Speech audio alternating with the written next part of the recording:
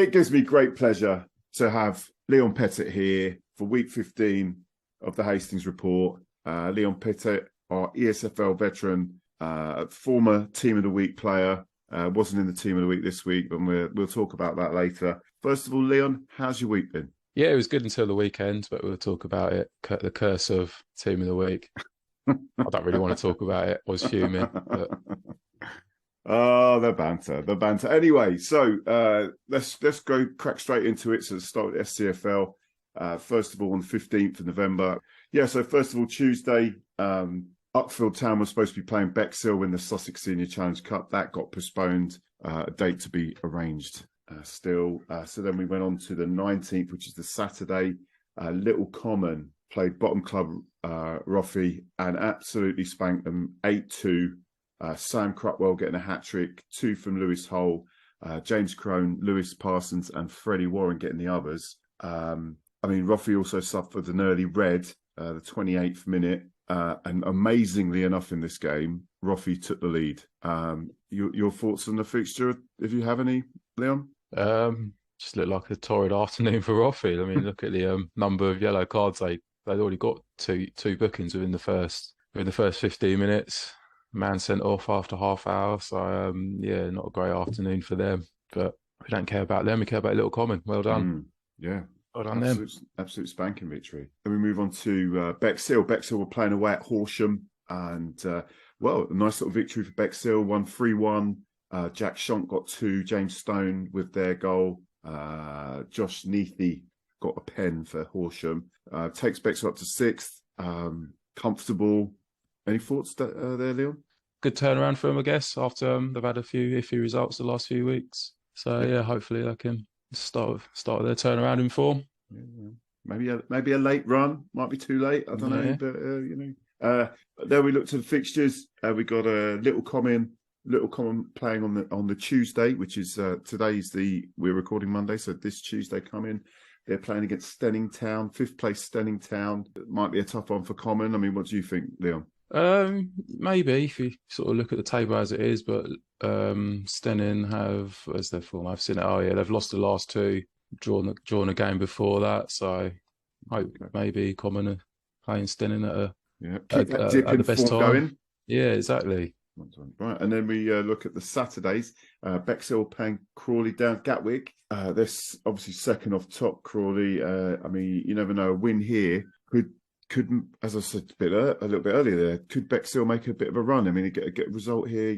Is it too much to ask, do you think, Leon? Who knows? You'd hope so. We all know Bexhill got the quality in that squad to compete, even beat the best of teams at this level. Whether they'll do it in this game, who knows? But like we say, maybe there might be a little turn in fortunes, turn in their form. And then the last fixture, which is on the other Saturday, which is the Lingfield versus Little Common, sort of lower mid-table Lingfield. Not much to add there, really. Should be a comfortable fixture for Little Common. What do you think, Leon? Yeah, I'd say so. Lingfield, again, their form is similar to Stenning. Last 3 games, they've lost 2, drawn 1. We know Little Common they've picked up some good results against the better teams in this league. So I'd like to say Little Common. It's a Little Common win there. Okay, that's good. Confident stuff here from Leon. So then let's move on to the MSFL. So week 15, we'll probably start off with champions elect, should we say. Cookfield Rangers were playing Hollington. Hollington comfortable winners, 3-0. Daniel Tewksbury with 2 and Joel Kalambai with the other. With this victory, though, it does open up that second place a little bit. There's quite a few teams in and around that. I mean, in terms of Hollington, just another victory, isn't it, Leon? You said it. There you go. Just another victory. I mean, I think is that 13-0? I don't know. 12 in the league. 12 in the league. 12. Yeah. So, 13, I guess 13 in total if you count the Sussex Intermediate Cup. It's a tremendous season. Anyway, so then we move on to a team that both of us, but mainly me, completely we didn't realise this was going to happen. Holland Sports 0, Battletown 5. Cal Thompson getting all 5 goals. Battle up to 3rd now, 4 points off Lingfield in 2nd. I mean, what a turnaround in the season, Leon. Yeah, no, it's it's quite it's good to see. Like, I see on Saturday all their goals come in the first half, so it led to obviously probably ended up being a training game second half, I can imagine. But yeah, that's really good to see Battle where they are right now. They've done well to come this far. You know, for a club that started out as a church team that used to get together every year to play against another local church, to you know, to now having 3 teams. I think they might have 1 or 2 youth teams up there possibly, but yeah, no, it's really good to see the progress the club have made, and long may it continue for them. Absolutely. Yeah, so then we move on to Sedlescombe Rangers playing Lingfield. They lost 2-0. Lingfield getting 2 goals. Dan Jacks and Luke Paskins for the win for second place Lingfield. It was always going to be a struggle against a good Lingfield side, wasn't it, Leon? Yeah. I think I said before, Sedlescombe was quite hard to predict, really. One week they'd beat, you know, put in a performance against a decent team. Next they'd lose against the team you'd sort of half expect them to. But yeah, to go play Linfield, I think was obviously a bit beyond Bridge too far. beyond them possibly. Yeah. But you know. Yeah, I'll go there then. Right. Then we move on to the parish field. Westfield 4, Balcombe 0. Warren Pettig with a hat-trick, and Baxter Orchard got the other goal. Westfield up to 4, 5 points off second. Just before Leon speaks, it just so happens we've got all the goals.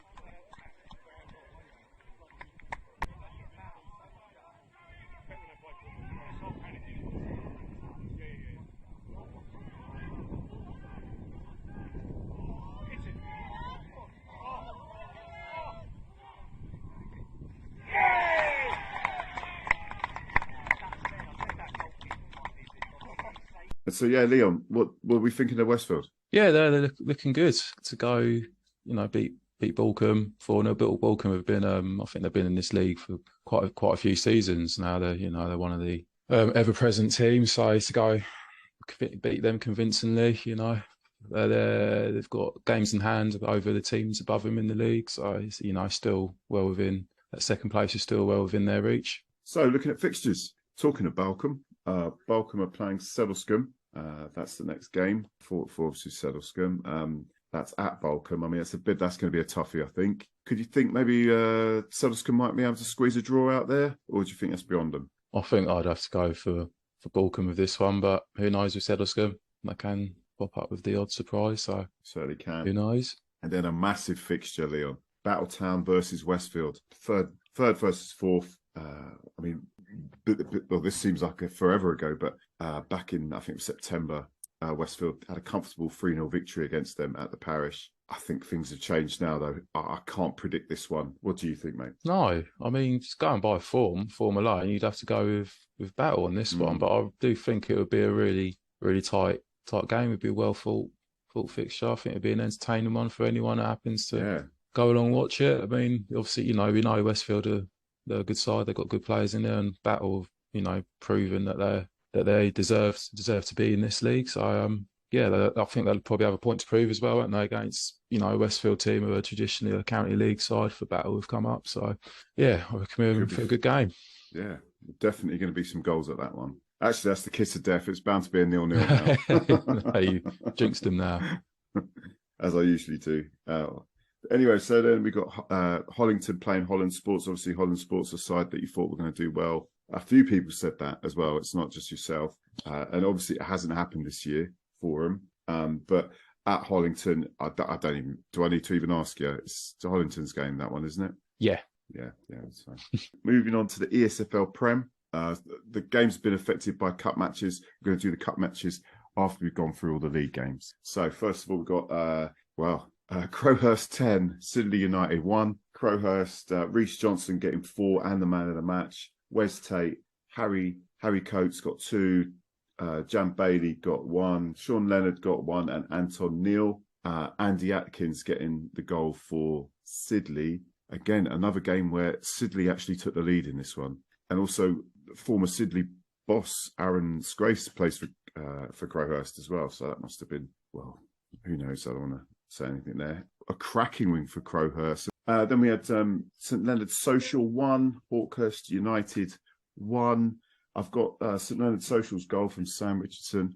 Hawkhurst's goal is not up yet on the FA site, so apologies. We're recording on the Monday. And that is the ESFL Prem. Others were in cup games. ESFL did 1. Little Common Reserve 7.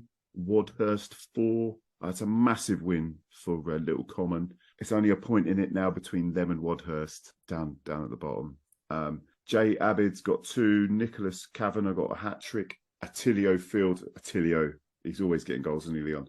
And Kit Harris McRae for Little Common. Wadhurst goals weren't up as of time of looking.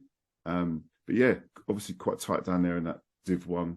Tackleway 5, Battletown Reserves 2. Jordan Harley got a hat-trick. Toby Shaw and Nathan Smith for the goals for Tackleway, with Battletown's goals from Daniel Turner and Ryan Suter.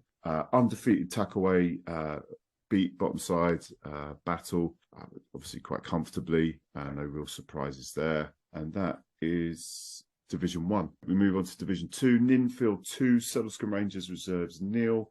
Surprising in this game, I know Chris Agata getting a goal, so it was Joe Trigwell and Tom Sanders. I did ask Infield why he wasn't on the score sheet, and apparently he was rested. And then we move on to Pesh Hill 4, Icklesham Casuals 1. Pesh's goals from Harvey Kate, Bobby Joe Bowles, Lewis Osborne and Oliver Hathaway, with Icklesham's goal from Sam Garner. Obviously, we've got Icklesham regular here.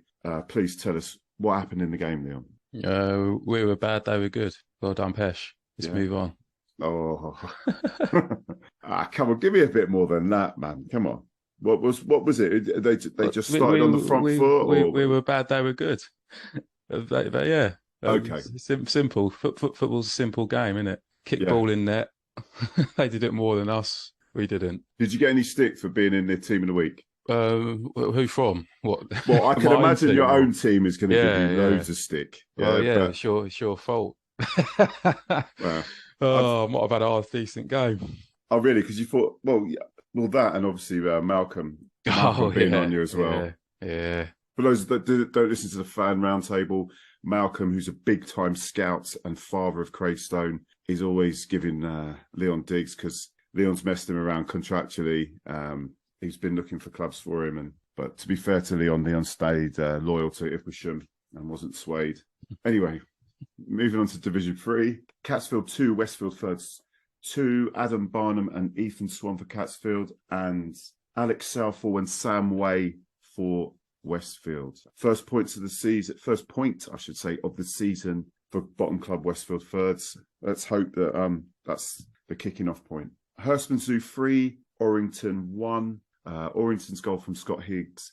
Hurstman Zoo's goals aren't up, unfortunately. Have tried, even messaged them. Mountfield United 2, Parkfield 5. Parkfield's goals 3 from Ethan Gabriel, 2 from Marley Jason. This takes Parkfield second. A comfortable win against a struggling Mountfield. The last fixture, which was Ticehurst versus Crowhurst Reserves, was postponed. So that is Division 3. Right then. Div 4, Burwash 1, Battletown Thirds 0. Rise Cooler with the goal for Burwash. So it's quite tight up there for the second spot in the league. 3 points between second and sixth. So it's all to play for in Div 4. Hawkhurst United Reserves 3, Parson Move Thirds 4, a Kelvin Lowe's hat-trick and Joe Walsh for Parson Move, with Hawkhurst's goal from Alfie Field, George Lawrence and Finn Mutter. Suddlescombe Rangers Development 1, Robertsbridge United Reserves 4, Tommy Moyes, Dan Goodsell, Jack Dean and Ben Tinge with the goals. Robertsbridge were already 3-0 up within 25 minutes, so game was sort of dead in the first half. And the last game in Div 4, Wellcroft Park Rangers reserves 3, Tackaway reserves 1, Benjamin Ackhurst 2 and George Jones. Tackaway kept up with Wellcroft for most of the game until they killed it off in the last few minutes when Benjamin got his second goal in the 87th minute. So, but the Macron Cup's back, and Bexhill AAC reserves 1, Bexhill Town 4, no goals up on site, apologies. Who 4, Hastings Comets 0, Grant Wright with 2, Tommy Warren and Connor Loke with the goals for Who, Rockinall 1, Rye Town 2, the goals for Rye from Armadeus Breedis, and in extra time, as it was 2-1, it was 1-1 at full time, Jules Phillips with the winner for Rye. Rye Town reserves 1, Hollington United reserves 4, Curtis Beale, Jack Buckley, Sonny Dalloway and Alan Foster won it for Hollington. The last fixture, which was Parsonmouth Seconds versus Robertsbridge, was postponed due to the weather, so that's going to get rescheduled. Now we move on to the Sussex Bluefin Junior Challenge Cup. Hurstpierpoint reserves 1, Parsonmouth 3, Curtis Coombs, Fraser Descali and an own goal. The goal for Hurstpierpoint by Luke Mingle. St Mary's 3, Bexhill Rovers 3. Bexhill Rovers won it 4-2 on penalties. Goals aren't up on the FA site, so my apologies. Victoria Baptist travelling to Shipley, and, well, it didn't go too well. They lost 6-0. Azam Campbell-Stone, Jerome Johnson, Shane Ridley, Eamon Risaru, Toby Smith and an OG won it for Shipley. And the last game, West Hill Fourths 0, Dell United FC 7, 2 from Tom Foxon, 2 from Connor Donaldson, Jack Cates, Blaze Gugaran and Sam Cooper winning it for them. So that's all the cup games. Any comps on any of those cup games? I mean, I feel sorry for Victoria Baptist going up far to get stuffed, so there you go. Yeah, no one likes that. No. Right, so let's look at the ESFL Team of the Week. We've got Kai Williams returning in goal for the Team of the Week from Rockinall. The back four of Pesh's Charlie Piper on the left. 2 centre halves got Willie Pugh Jones of Burwash and Danny Austin of Ninfield.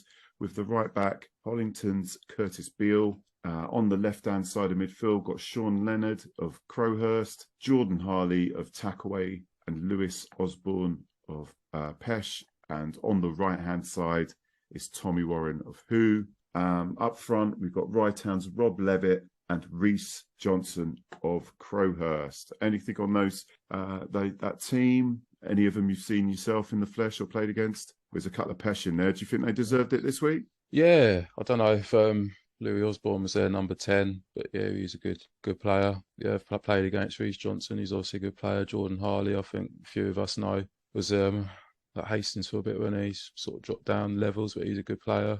Rob Levitt, he's been around for years. He's, a good player. More of the same names popping up. Well, as we realised last week, it only takes one vote to get you in. It was more than one vote, mate. It was more than one vote, don't it?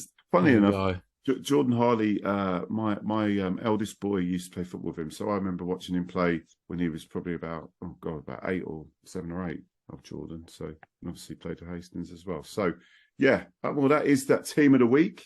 Leon, as ever, a pleasure. And I'll see you next week. I'll see you next week. Oh, that we stand on for.